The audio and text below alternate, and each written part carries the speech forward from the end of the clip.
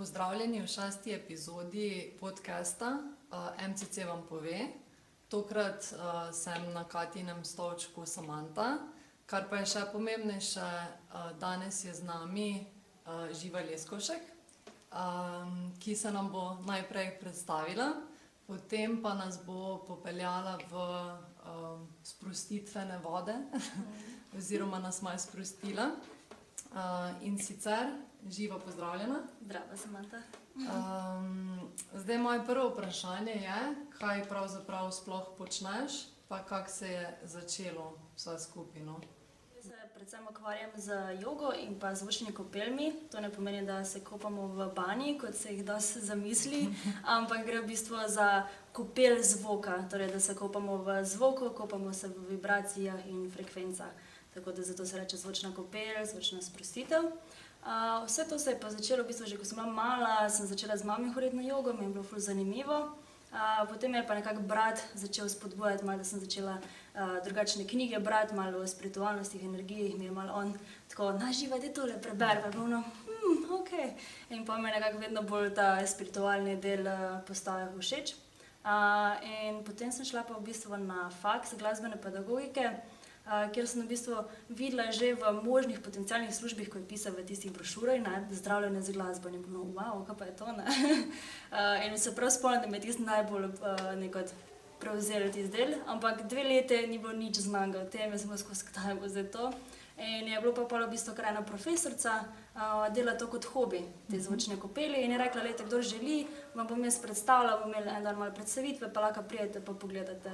In ko sem jaz to slišala, videla, je bila ne ljubezen na prvi pogled, ampak nekako se to reče na sluh, kako se reče temu.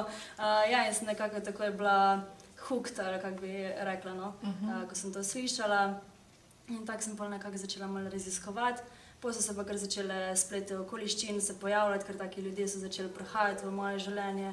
Spoznala sem mentorja svojega prvega in pol kar nekako se začeli spoznavati vse te ljudi in da sem se pol začela učiti. Sem se pa predvsem prvo, ni bilo toliko namenjeno, da bom jaz druge zdravila, ampak da bom sebe pozdravila. Ful sem imela probleme s koncentracijo. Recimo meditacija je bila zadnja stvar, ki sem jo lahko delala. Poslušati nisem mogla ljudi v eno, ker sem še 10 stvari hkrati razmišljala in mi je bil to vedno največji izziv.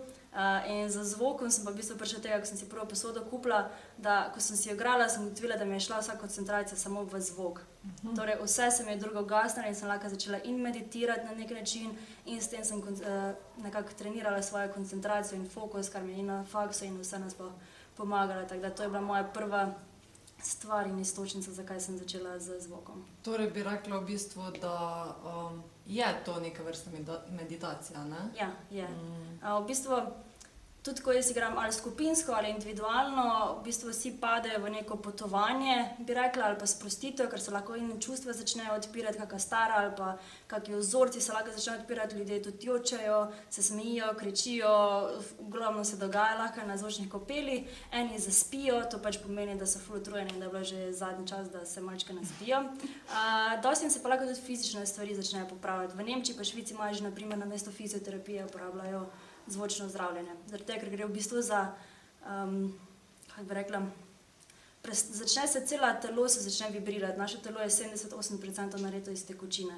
Torej voda, kri in ostale tekočine in vse to začne vibrirati v nas. Ker naše celo telo je vibracija, vsak del organa ima svojo vibracijo, vemo, da ima rastlina svojo vibracijo, univerza ima svojo vibracijo. In tako imamo tudi mi. In ponavadi, če kaj nas boli, recimo, da nas trebuh boli, potem tudi frekvenca oziroma vibracija ni več ista v tem delu telesa. In z instrumenti lahko v bistvu spodbudimo, da začne se spet nazaj nekako sinhronizirati v tisto svojo prvotno vibracijo. Celice se začnejo nazaj sestavljati v svoje pravo mesto, ali pa recimo, če je poškodba, kakšna že odpre, kakšen zlom ali pa kaj takega, pride dostikrat do tega, da pride do zastanka energije, če si predstavljamo, da je to recimo kost ob kosti, ki se je zahakalo skupaj. In zdaj, ko se začne to se vibrirati, začne treti eno ob drugo, to pride do tega do bolečine, pa dostikrat, ampak to povzroča, da lahko pride tekočina spet vmes in da potem spremenimo to bolečino. Tako da je cela znanost v bistvu za tem vsem skupaj, ne? Ja, v Švici pa v Nemčiji že kar konkretno delajo na tem, no. Zdaj pri nas še tega ni toliko. Če pa gremo bolj v Indijo, Nepal, Himalajo, v bistvu iz Himalaja predvsem izhaja te himalajske posode, tibetanske posode. Oni imajo pa predvsem bolj za spiritualnost, no, in za meditacijo in samo sprostitev. Pa si razmišljala, kdaj, da bi ti v bistvu postala mentor nekomu oziroma da bi nekoga naučila tudi izvajati? V bistvu se mi zdaj nek izziv dogaja, ali pa ravno v tej smeri, ker vedno več povpraševanja dobivam ravno v tej smeri. Sem že dobila nekaj povpraševanja o mentorstvu in si nekako, ko rada bi rekla, si še ne upam. Tako se mi še zdi, čakaj malo, kaj zdaj sem pa jaz ta oseba. In pa sem vedno, ne, daj pet mojemu mentorju, pa je ful dobra, je za tist dobra, daj, se bo lahko kar kontakte, povej, da si od mene. Veš, nisem še tako, nenavadno mi je, da sem zdaj jaz lahko ta oseba, no. Ampak sem glih pred parim dnevim rekla eni punci, da je pa očitno res znak, da začnem tudi to delati, tako da bom sprejela ta izziv in nekako probala predati to svoje znanje. Kako dolgo bi pa rekla, da nekako se moraš učiti za to, da lahko sam izvajaš nekako to? Zdaj sam zvok, mislim, kot igrati na instrumente, je v bistvu precej simpel. Zaradi tega, ker gre vse je spontano, nič se ni treba naučiti naprej. Tudi jaz med zvočno kopeljo nimam načrtovano, torej zdaj bom to igrala, potem bom potem ni dobenega zaporedja, ampak je vse intuitivno, torej vse sproti nekako, ker začutim, kaj ljudje rabijo, kakšne skupine, tako v bistvu igram. Tako da samo tehniko je ful preprosto se naučiti.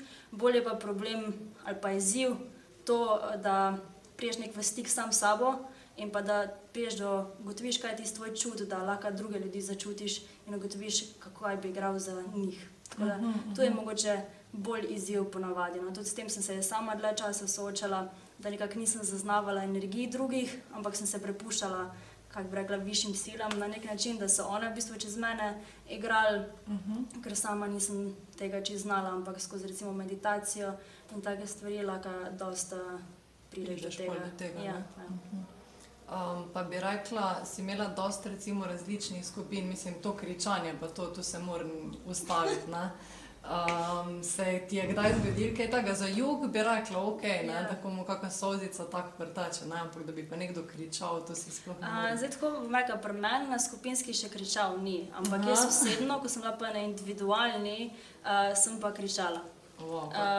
Tako da gre enostavno do tega, da se ti toliko začnejo lahko čustva odpirati in vse neke blokade in strahovi in, ne vem, kričanje, naprimer, meni je bil nek strah, se mi je naredil, ko si nisem upala, ko sem bila majhna ali kakorkoli, zakričati in sem v tistem momentu sem pa, in sem si dala duška. Ampak je zelo pomembno, da je tista oseba, ko to izvaja, da ti pove, da je to varen prostor, da ni se ti treba zadržati, ker dostikrat tudi v skupinski vidim ljudi, ko hoče spustiti solzo, pa jih je strah, kaj si bo tisti mislil, ko je zraven, da bo slišal, da on joče ali karkoli. Pač, ne vem, v Sloveniji res ugotavljam, tudi sama sem imela s tem problem in izziv, da me je bilo skozi, sem se ozirala na to, kaj drugi mislijo o meni. In vse, kar sem delala, je bilo, kaj si bo tisti mislil o meni, pa kako sem se oblekla, kaj si bo zdaj on mislil o meni. Vsaka stvar, ko sem naredila, me je čisto preveč skrbela, kaj si drugi mislijo o meni. In se mi zdi, da je prav v Sloveniji, da je to taka neka kolektivna mišljenja, kako bi rekla, no. In ker tudi recimo poleg joge in vsega delam tudi te plese na nek način, oziroma imam za prihodnost, da bi to mečkam bolj ekstatični ples, v bistvu movement medicine bi lahko to rekel, in je v bistvu tak, če se prepustiš plesu in zvoku in glasbi, ni dobenih pravil, torej ni tako ko imaš neke korake, kakorkoli. Tukaj je v bistvu čisto na off in delaš, kakor hočeš, lahko je za enega neka žalostna pesem vesela, za enega je žalostna in je res da se prepustiš telesu in duši, da te ona da vodi, ti pa sam si. Se pravi, ni tu nekaj, mislim, ne moreš pa nekih koreografij delati ali pa nekaj, pač imaš en prostor in ljudje delajo karkoli. In tukaj je pa problem, ker v bistvu, če prije nek mimojedoči, pa ne ve, izgleda tako, da so na zelo veliki količini droge. Pač lahko izgleda zelo smešno in ljudje ful dolgo rabijo, da v bistvu se sprostijo, ker skozi neko plešajo, pa gledajo, kaj si on misli. Ampak tako meni je bilo na začetku ful to problem in sem začela v bistvu tako, da sem sama začela doma, da sem si luči ugasnila, sem si radio prižgala, pa sem plesala. In skozi ples sem ogromno čustev sprostila, sploh še kakšne žalostne pesmi, če sem imela kakšne žalostne stvari za sprocesirati, je ono kar teklo se moje gibi in kar na koncu si prav osvobojen nekako, no, da si še s telesom to dal ven, mogoče solza prije zraven, mogoče smeh, jeza lahko, pač karkoli, pač lahko med plesom tudi pride isto. Ne? Se osvobodiš dejansko, ne? Ja. Pa bi rekla, recimo, tudi pri plesu je pol tak, verjetno, da smo Slovenci na ta princip gledamo en Isto drugega. je, ja. Je dovolj ljudi, mislim, se najdejo ljudje, ko pridejo, pa se prepustijo, pa uživajo. Zdaj jaz imam, kolikor jih jaz trenutno izvajam, to je preko Klepet ob kavi, ko tudi delam pri njih in z njimi v bistvu že kar nekako imajo to v programu, tako da je pol skupina z mano, ampak nekako imam pa izziv, da bi to sama tudi začela delati in promovirati, ker mislim, da bi se ljudje kar ustrašili tega, ne vem, kako bi čisto sprejeli to. Nekako sploh v mladini se mi zdi, da bi se mečkam posmehovali, ker sem tudi sama probala iti recimo na nekam diskoteko, karkoli je klub, da sem šla brez vpliva alkohola ali kakršnikoli izpostanc. In smo bili, gremo plesati in še tisti, ko so bili pijani, nekateri si niso upali iti plesati. Jaz sem se pa tam razmetavala, pa je bilo noro, pa je bilo the best, pa ono pa pet, pa ko so spili še kak kozarček, pa še en kozarček, so pa kar enkrat vsi bili gor na... Vsi bili s tabo, ne? Ja. In je prav neko rabimo. Saj tudi jaz sem bila taka včasih, ampak le začneš pod tušem, mogoče pa v svoji sobi in potem počasi... Pa ožjimi družinskimi partnerji, pa na cesti mogoče, ne? In čisto počasi začneš neko infiltrirati. Tudi meni je pomagal, v Ljubljani je dosti teh organizacij, kako bi rekla, skupin, ko to izvajajo, tudi različni učitelji iz tujine prihajajo, ko lahko to učiš se z njimi, tako da... Ampak zdaj tukaj, rekla si, da je v bistvu, mislim, ne vem, spusti neko glasbo in delaš vse živo. Kako pol dejansko, zakaj rabiš pol učitla za to, oziroma kakva je vloga nekega učitla? Včasih imaš pol kakšne igre, torej da te samo spodbudi v neko smer. Ali ne vem, za nazadnje sem bila na eni delavnici, ko smo se vodenje učili in je bilo v bistvu samo vodenje, connection z drugo osebo, da jo spustiš, da jo dovoliš, pa da ti recimo vodiš in ti druga oseba sledi sam z roko ali kakorkoli, ali pa da te oponaš ali pa kakšne take stvari, tako da se naučiš nekega vodenja, tako da so pol neke igre, kako bi rekla. Pa imaš potem tudi to Five Rhythms, ko obstaja tehnika plesa, ko gre različne tempi grejo, različne neke vaje še vmes. Tako da malo je nekaj, da te spodbudi, pa da delaš kaj v paro še zraven, ker dostikrat imaš druge ljudi, ko so ti v gledalu lahko. To je verjetno kar zanimivo pol izkusiti. Ja, je kar zanimivo, ja. Pa poleg tega sva rekla še jogo, ne? Ja, joga. Kako pa kaj z jogo? Kako se kaj dogaja na tem področju? Kljub temu, da mislim, da v Celju kar dosti ponudbe, še vse nekako prihajajo, predvsem sem videla moje ožji prijatelji, ko mogoče si nikoli ne bi mislila, da bojo na jogo prišli in zdaj redno hodijo vsak teden in je ful lepo videti napredke. Tako da z joga je pa meni je enostavno fajna, ker me zjutraj včasih namesto kave se lahko samička raztegnem, malo dam energije, telesu malo kisika spustim v telo noter. In je kot neka osvežitev namesto kave. Več kot kava, pa na koncu. Kaj bi rekla recimo za tak povprečnega, nekoga, ko se začenja ko se začenja lotevati joge, recimo, mislim, kak je priporočljivo oziroma kak začeti, da se recimo doma odloči, da bom jaz jogo delal, ker hočem nekaj narediti za sebe. Kaj je to? Mislim, je to, moraš delati 10 minut na dan, ali lahko pač, ko imaš čas, ne vem, v tem smislu. Zdaj, jaz bi prvo predlagala, da če si čisto začetnik, da greš na nek tečaj. Čisto zaradi tega, ker včasih, ko gledaš na YouTubeu neke videe ali kjerkoli, ti gledaš video, poskušaš ponavljati, ampak dansko pa ne veš sam, če ponavljaš. Razen, če imaš ogledalo zraven sebe, pa se gledaš, če dansko izvajaš. Ker doskrat mislimo, da imamo roke pod rameni, v bistvu jih imamo pa takole. In zato je zelo fajn iti večkrat na kak tečaj, samo tako, da v bistvu dobiš tisti občutek, koliko moraš točno delati, potem pa mogoče doma, da izvajaš tiste 10 minut. Je čisto dovolj za začetnika, bi rekla, samo tako, da malo hrbtenico zbudiš, da malo roke raztegneš. Ja, ker že to nam dejansko manjka, pozabimo nekako na te stvari, ne? Že včasih, če tole narediš, si wow, ne? Zaradi tega, ker dosti sključeno sedimo, ker telefone gledamo, računalnike gledamo in je zelo fajn, da nekaj malo zbudimo našo hrbtenico. Je predvsem fajn zjutraj najbolj hrbtenico, da jo prekrvavimo. Tudi polštri so včasih malo čudni ali kakorkoli. Tako da je fajn, no, se raztegniti. Fajn. Joga je fajn. glavno. Yoga je dobro. Zdaj pa zanima me še, če lahko, zdaj kdorkoli bo to videl, ta naš podcast, kako bi stopil nekako v kontakt s tabo, imaš kako svojo spletno stran, kaj? Spletna stran je še v delu, imam pa Facebook stran, kjer sproti objavljam vse dogodke, je pa Vivine Živa, napiše se Vivine Živa. Dobro. Tako da tam imamo vse dogodke, od joge, zvočnih kopelji, ker zvočne kopelji imam enkrat mesečno v Celju, enkrat v Ljubljani in enkrat v Kranju. Vsa posod si. Ja, tako da malo potujoče postajam. V Celju je tudi včasih več kot enkrat na mesec, čisto odvisno, kak je povpraševanje. Tako da v bistvu na tej Facebooku skupini strani vse objavljam in sporočam, kako je še prosti mislim vse. Torej, mi se vidimo naslednjič, vljudno vabljeni tudi na naslednji podcast, ne bomo še izdali, kdo bo naslednji gost. Zdaj pa vas prepuščam živi in zvočni sprostitvi. Ok, potem pa vabim vse, da za trenutek zaprete oči, razen če vozite avto, jih imamo kar naprej še odprte. Drugače pa se udobno usedite ali vležite in se samo za teh par naslednjih minut prepustite zvoku, naj vas popelje na kratek izlet in vaša pozornost je na dihu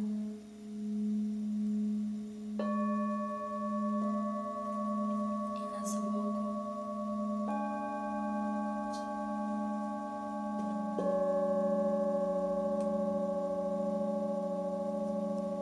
Če pridejo misli, ste samo opazovalci, kot tretja oseba, ki opazujete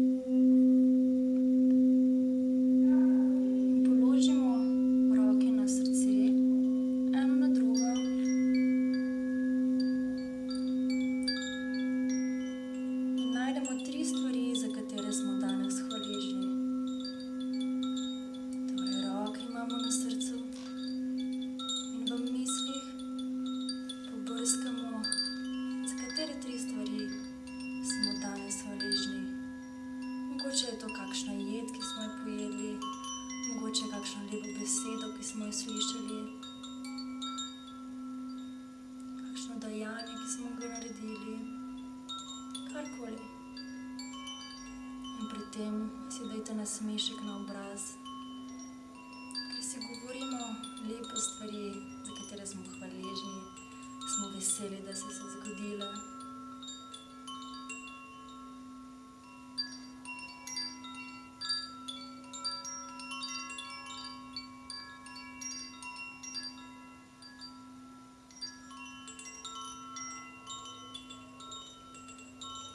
Potem naredimo še enkrat globok vdih, da se napolni trebuh, se rebra dvignejo pljuča in spontani izdih. In še enkrat globoko vdihnemo in z izdihom sprostimo, karkoli nas še bremeni danes.